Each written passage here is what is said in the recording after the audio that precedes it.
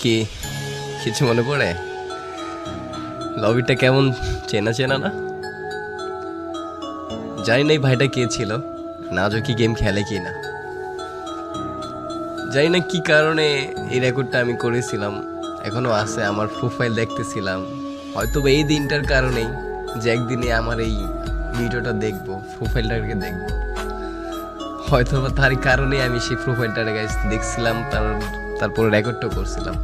হ্যাঁ এটা দেখো, এটা কি এই লবিটার কথা মনে পড়ে? এখানে আহ দেখো প্লেয়ারগুলাকে, দেখো কি সব ডিস পরে আসে। কেউ কি কারোর লোল মারতেছে এখানে? দেখো তো, সবাই নিজের মতো দুষ্টামি ফাইজলামি লাফালাফি করতেছে। আর এখনকার লবিতে যদি দেখে একটা প্লেয়ার ভালো ড্রেস আপ পরা, ভালো লেভেল বা গেম মাস্টার প্লেয়ার বা হোক সেটা ভিভেজ, কখন তারে লুল মারবে, কখন তারে ইনসাল্ট করবে, অপমান করবে, বা কখন বলবে যে শালা বটের বাচ্চা খেলবি 1v1। বাট তার থেকে কিন্তু দেখা যায় মানে যারে সে অপমান করতেছে বা কিছু বলতেছে তারই লেভেল হয়তো বা বেশি। এইসব দেখার পরেও বলবে এই বড়ের বাচ্চা কাস্টম খেলবি। এটাই 2023-24 ফ্রি ফায়ার মানুষদের মেন্টালিটি, আর 2017-18-19-এর প্লেয়ারদের মেন্টালিটি কতটা চেঞ্জ ছিল। এই জন্যই মানে আগের গেম প্লেগুলো, আগের মানুষগুলা কথা ভাই দেখলি বা স্মৃতিগুলো দেখলি, মনে পড়লেই মনের ভিতরে জানি কেমন একটা শান্তি শান্তি লাগে। তো এখানে ভাইটার নিয়ে আমি ডুয়ো স্টার ম্যাচ খেলতেছিলাম। তো এখানে একটা প্লেয়ারকে আমি মেবি নক করে দিচ্ছি ল্যান্ডমাইন দিয়ে।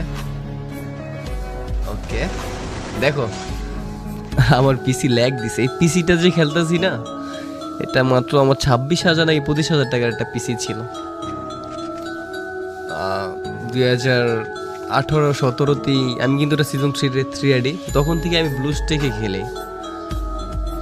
আর এখন মানে মাঝে মাঝে ম্যাচ খেলে যদি মরে যাই না, লাইভে থাকা অবস্থায় একজন আরেকজন মানে বলে বট খেলতে পারে না, কি করে তোর বিবেচ কে দিছে, মানে এরকম কথা।